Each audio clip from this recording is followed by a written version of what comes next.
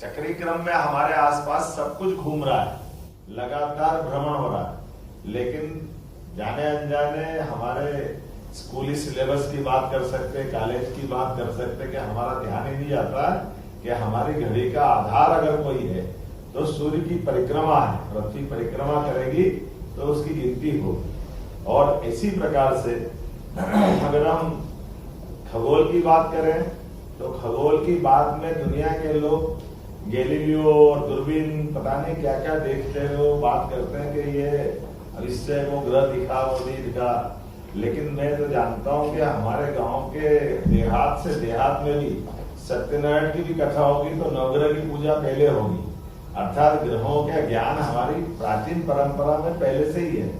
ये अलग बात है कि उस ज्ञान को लेकर के आज के भाषा में बोलना, बात करना, ये हमारे शिक्षा संस्थानों में अभी इसका एक तरह से ये संवाद का क्रम जारी हो रहा है। यशस्वी प्रधानमंत्री के नेतृत्व में जिस प्रकार से 2020 की शिक्षा नीति आई है, हम सब कोशिश कर रहे हैं कि उस तरह से उसको पुनः परिभाषित की जाए।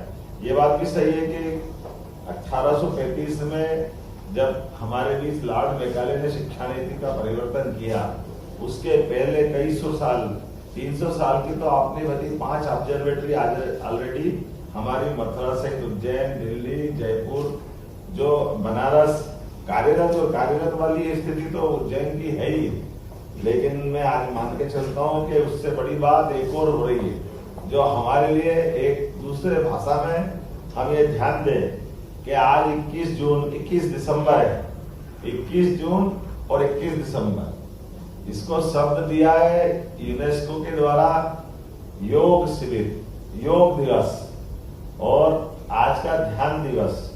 लेकिन सच्चे अर्थों में ये सूर्य के उत्तरायण से दक्षिणायन की जाने वाली दोनों तारीखें हैं। आज ही हमारा सूर्यनारायण सही अर्थ में मकर संक्रांति के बजाय आज लास्ट डे है। आज के बाद धीरे धीरे तिल करके दिन बढ़ता जाएगा और रात छोटी होती जाएगी। ये जो हमारे आसपास घटने वाली घटनाओं को लेकर के प्राचीन ज्ञान के आधार पर हम हमेशा एक साल के अगर पूरे हिस्से करते जाएंगे तो एक साल को 2 आयन में बदलेंगे, जब उत्तरायण और दक्षिणायन में उनका हिस्सा करेंगे, फिर 12 माह में बदलेंगे, फिर पखवाड़े में बदलेंगे जब हम अमावस पूनम तक जाते हैं। और आज के इस दौर में सारी बातें रेखांकित होती जा रही। सर्वाधिक रूप से मानसिक रोगियों की संख्या अमावस पूनम को ही आती है, ये मेंटल हॉस्पिटल का रिकॉर्ड बताता है। या कोई समुद्र के किनारे जाकर देख ले तो ज्वार भाटे हमेशा इसी तिथियों में क्यों आते हैं, ये अपने आप बताता है। उस तरह से ही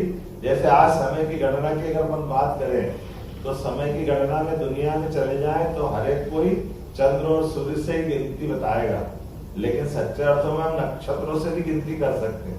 ये हमारे पंचांग के माध्यम से मालूम पड़ता है।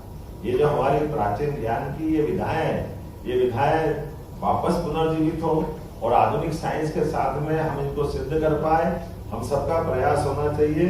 इसी नाते से इस वेधशाला को हमने आधुनिक साइंस की दृष्टि से वेबकास्ट से भी जोड़ा है और वेबकास्ट सहित यहाँ कई सारे लोग, मैं तो नादान हूँ लेकिन कई सारे ज्ञानी लोग यहाँ मौजूद है जो इस दिशा में मेरे से कई गुना ज्यादा अच्छे से बात कर सकते हैं। लेकिन सब में रुचि बने, उज्जैन धर्म की नगरी के साथ साथ विज्ञान की नगरी भी बने, इस दिशा में हम काम कर रहे हैं। इसीलिए यहाँ साइंस सिटी बनाने की बात की है।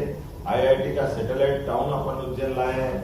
आज आधुनिक साइंस की दृष्टि से IT पार्क यहाँ हम उसका भूमि पूजन करने वाले हैं। IT के बच्चों को भी ये सौगात मिले और नई टेक्नोलॉजी की दृष्टि से हमारी अपनी मध्य प्रदेश की गिनती और आगे बढ़े और यहाँ जो इंजीनियरिंग के बच्चे हैं उनकी अपनी प्रतिभा मेधा का उपयोग समाज के साथ उनके जीवन को बदलते रहे, देश और दुनिया में उनकी अपनी गिनती हो।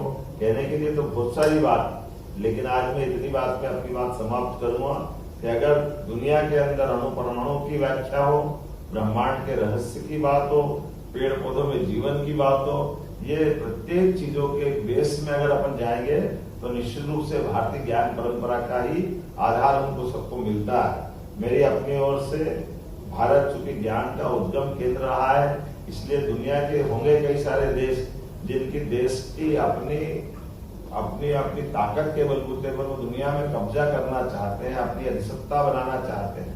लेकिन एकमात्र देश भारत है जो अपने आप को गुरु कहते हैं। गुरु अर्थात अंधेरे से प्रकाश की ओर ले जाने वाली परंपरा के रूप में अपना स्थान सुरक्षित रखना चाहता है।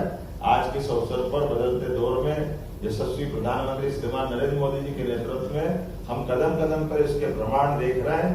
जब सब तरफ से सबकी आशा का केंद्र एकमात्र भारत बन रहा है, जो हमारी उस प्राचीन परंपरा को भी गौरवान्वित करेगा और वर्तमान की स्थिति में भी भारत सबका केंद्र बिंदु बन रहा है।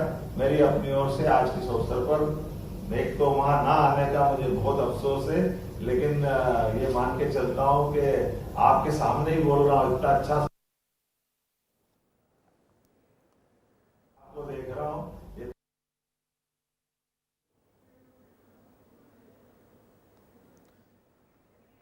मुख्यमंत्री डॉक्टर मोहन यादव को सुन रहे थे आप, उज्जैन में संबोधित कर रहे हैं। उज्जैन का खगोलीय दृष्टि से बहुत महत्व है, अलग अलग धार्मिक महत्व पर प्रकाश डालते हुए आप मुख्यमंत्री डॉक्टर मोहन यादव को सुन रहे थे।